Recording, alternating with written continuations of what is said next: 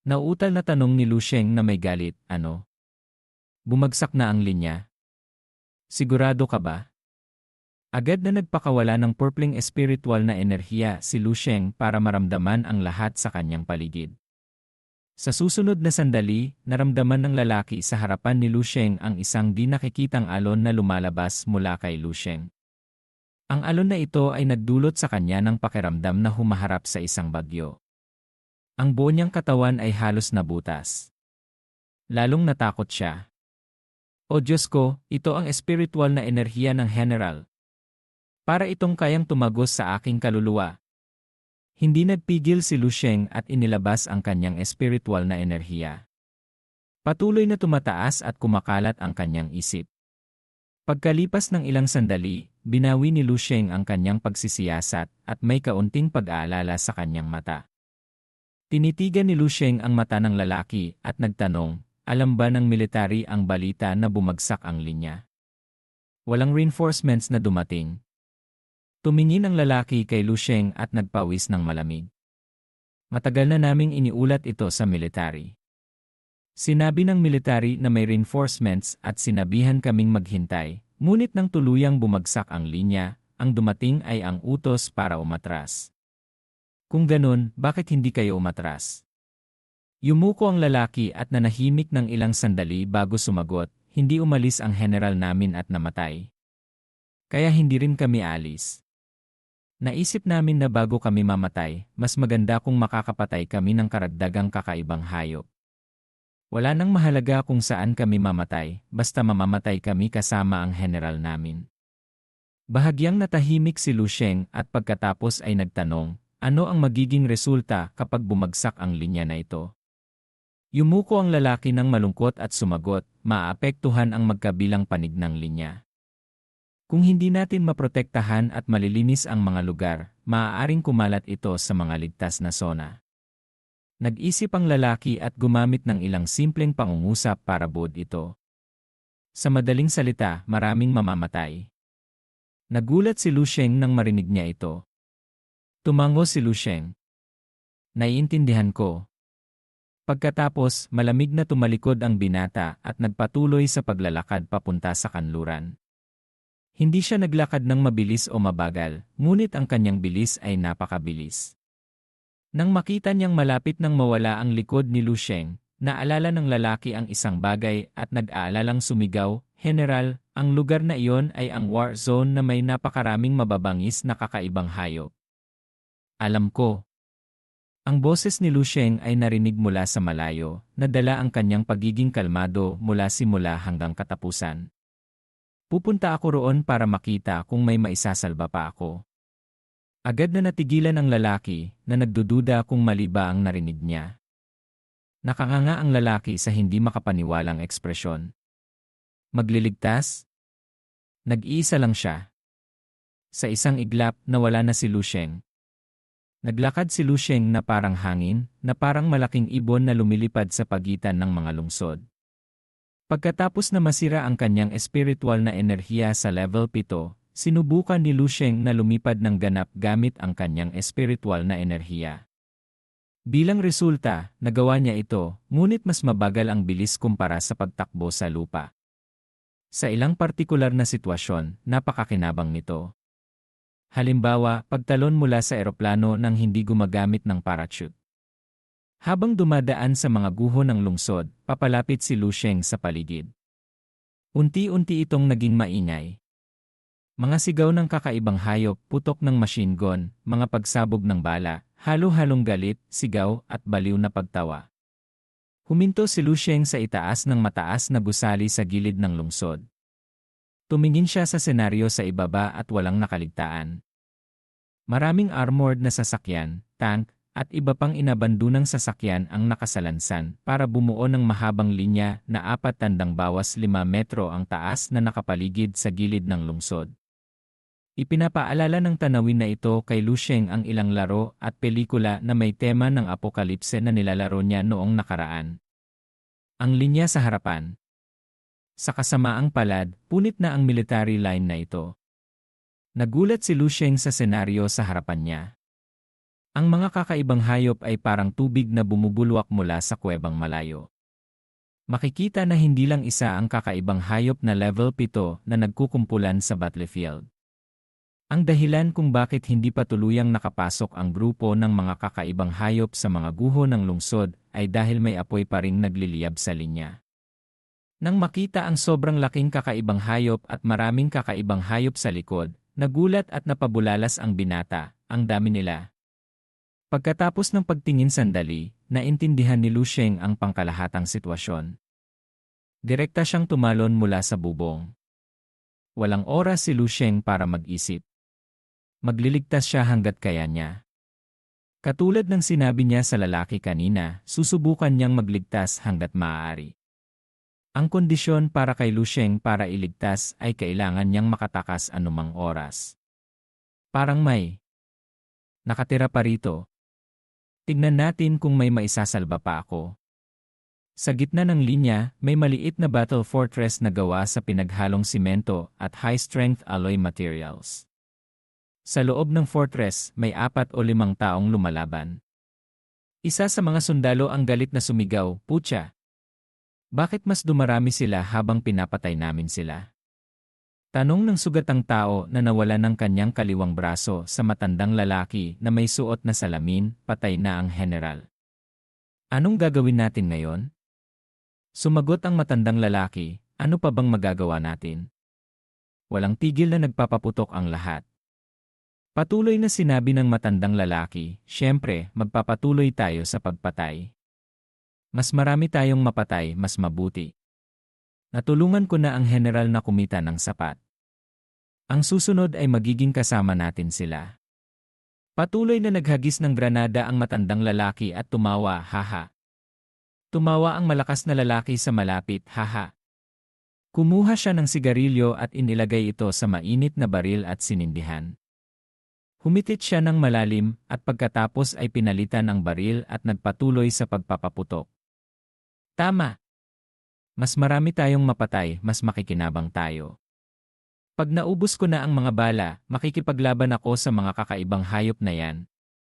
Galit na sumagot ang matandang lalaki na may dalang explosives, "Matagal na akong nakapagtabi ng sapat na explosives para gawing patag ang lahat ng hayop na yan. Sisiguraduhin kong komportable silang aalis at hindi ako mag-iwan ng kahit anong tira." Lumingon ang lalaki na putol ang braso para tingnan at may kaunting pag-aatubili sa kanyang mata. "Lautao, natatakot ako na hindi magiging maayos." Nakahiga sa tabi si Lautao na may sugat sa ulo na parang walang malay. Nang marinig ito, lumingon ang ilang tao para tingnan ang nakahiga na lalaki sa likod. Nakita lang nila na gulat ang kanyang ekspresyon at may dugo sa kanyang ulo at tiyan. Malinaw na nasa kanyang huling yugto na siya. Lahat ay tumahimik at lumitaw ang sakit sa kanilang mukha. Malakas na pagsabog. Malayo sa kanila, ang lalaki na may hawak na 2 machine gun ay biglang sumigaw at bumagsak. Naputol ang kanyang braso. Tumawa siya sa sakit. "Ha ha ha ha ha." Agad na sumigaw ang matandang lalaki, "Hazy." Patuloy na kinuha niya ang lahat ng explosives sa kanyang bag at hinagis sa mga kakaibang hayop. "Mga putya! Gusto kong pasabugin kayo." Mabilis na naubos ang bag, iniabot ng matandang lalaki ang kanyang kamay para kumuha, ngunit walang naiwang granada o explosives. Ngumisi ang matandang lalaki. "General, kaming mga kapatid." Kumuha ng parang remote control ang matandang lalaki mula sa kanyang bag, gusto niyang pindutin ang buton. "General, susundan ka namin." Papalapit na ang mga kakaibang hayop sa fortress. Ang mga tao sa loob ng fortress ay may pakiramdam na malapit na silang umalis at agad na naging kalmado. Nakatingala sa langit, handa silang mamatay. Sa sandaling ito, biglang may kumalat na di nakikitang alon. Ang mga kakaibang hayop na nagkukumpulan sa fortress ay natamaan na parang pinutol ng malaking karit. Sumabog ang isang bagyo at sumigaw ang mga tao, "Saan galing ang malaking hangin na yan?" Sa isang iglap, biglang nawala ang lahat ng sigawan at ingay. Muling sumikat ang liwanag. Pagkatapos, parang may bagyo na umihip at ang mga kakaibang hayop sa loob ng fortress ay pinadpad na parang dayami. Biglang may lumitaw na figura sa tuktok ng fortress. Tumingin siya sa ibaba sa mga tao. Kalmado niyang tiningnan ang paligid at nagsabi, "Ayos lang. Tumayo na kayong mga buhay pa at umatras kayo." Natigilan ang lahat na nagkatinginan sa isa't isa. Anong nangyari? Pagkatapos tumingin ng maigi, biglang lumitaw ang kagalakan sa mukha ng matandang lalaki na may suot na salamin. Guminhawa siya at sumigaw, "Dumarating na ang reinforcements! Dumarating na ang reinforcements!" Ikinuyom ng matandang lalaki ang kanyang kamao at tumalon. "Putya! Sino bang gustong mamatay kung kaya nilang mabuhay? Mga kapatid, umatras tayo." Kumislap ang pag-asa sa mata ng mga natitirang tao at tumayo sila. Sa isang iglap nawala si Lu Sheng. Nakita lang ng mga tao ang isang figura na parang buhawi na walang habas na pumapatay sa mga kakaibang hayop. Ang aura sa katawan ni Lu Sheng ay lumabas ng napakalakas. Inalis ng lalaki na putol ang braso ang kanyang tingin sa figura. Nang tinignan niya ang paligid, nagulat siya. Kumulot ang kanyang mukha at sinabi, "Sandali. Tignan niyo. Dumarating ang reinforcements." Bakit isa lang siya? Parang hindi naririnig ng kanyang mga kasama ang kanyang sinasabi. Nakatingin pa rin sila sa figura sa harapan nila. Sa sandaling ito, nilalabanan ni Lu Sheng ang mga kakaibang hayop sa paligid. Pagkalipas ng mahabang panahon, biglang nagsalita ang matandang lalaki, "Bakit pakiramdam ko sapat na siya?" Ang malaking ginintuang disc sa itaas ng ulo ni Lu Sheng ay mabilis na umikot. Sa bawat oras na lumitaw at mawala si Lu Sheng, mayroong karagdagang kakaibang hayop na hinihiwa sa dalawang bahagi. Ang pilak na mahabang sibat na nababalot sa nagliliyab na apoy sa kanyang kamay ay parang nag-aalab na dragon. Ang buong katawan ng lalaki ay nababalot sa ginintuang aura. Parang araw. Saan man siya pumunta, bumabagsak ang mga kakaibang hayop na parang pinuputol ang damo. Ang mga tao sa loob ng fortress ay tumitingin na napapahanga. Matinding gulat. Sandaling lumitaw ang figura, ngunit ganap na nalinis ang isang lugar ng mga kakaibang hayop sa paligid ng linya. Puro katawan ng kakaibang hayop na dumadaloy ang dugo. Ngunit napakarami pa ring kakaibang hayop. Habang lumalaban ang binata, nagpakawala siya ng buntong hininga. Ang dami-dami nila. Parang walang katapusan ang kakaibang hayop. Nararamdaman ni Lu Sheng na isa siyang bato sa dalampasigan na tumatanggap ng bawat alon. Halos naiintindihan ko na kung bakit bumagsak ang linya ng 835 Yi Division. Masyadong malakas ang puwersa ng mga kakaibang hayop dito. Malaki ang pagkakaiba sa panig ni Yu Fiu. Hindi bababasa, mas malakas ito ng 4 o 5 beses. Ang kakaibang agos ay patuloy na nagbubulwak mula sa kuwebang. Kahit si Lu Sheng ay nakakaramdam ng kaunting pressure at tumataas ang pressure. Ngunit masaya siya. Tiningnan ng binata ang mga kakaibang hayop na may malamig na mata at bumulong, "Kung ganun, makikipaglaban ako ng husto."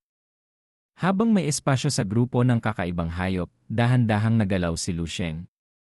Naglalabas ng tunog ang kanyang katawan at kumukulo ang dugo. Parang may mabilis na gumigising sa katawan ni Lu Sheng. Matagal na akong hindi humihinto. Ganap na mailabas ang kapangyarihan. Masaya at nakakataba ng puso. Dahan-dahang itinaas ni Lu Sheng ang sibat na may dragon pattern na crimson star sa kanyang kamay.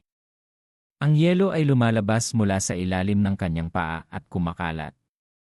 Gustong gamitin ng binata ang mga kakayahan ng Ice Queen. Sumigaw si Lu Sheng, "Ice Coffin Imprisonment." Ang dark red tip ng sibat ay nagbuga ng nagliliyab na glacier. Isang maliit na ice spirit na ibon ang lumabas mula sa glacier.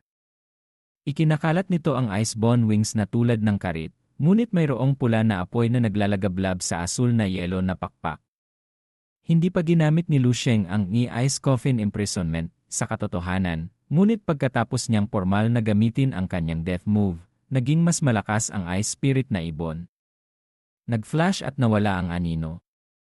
Isang malaking kakaibang hayop na level 7 ang humarang sa harapan ni Lu Sheng na parang Godzilla. Binuksan nito ang kanyang malaking bibig na parang palanggana ng dugo, ngunit bago pa man ito makasigaw, tahimik na naging yelo ang kanyang malaking katawan. Mabilis na lumipad ang ice spirit na ibon sa kakaibang hayop. Ang malaking ice sculpture ay gumuho na may malakas na dagundong. Ang dugo at internal organs ng kakaibang hayop ay nagkadikit-dikit na parang nasunog ng apoy. Ice and Fire Dual Heaven. Kalmado ang mata ni Lu Sheng na parang tubig, ngunit napakasaya ng kanyang puso. Ngumisi ang binata.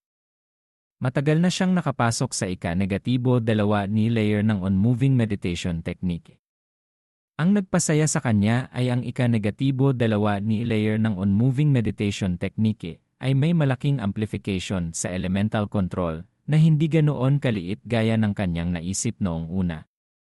Hindi lang tumaas ang kanyang elemental control, kundi kaya niyang kontrolin ang maraming elemento. Ito ay isang paglabag sa langit. Napakalakas ng breathing technique.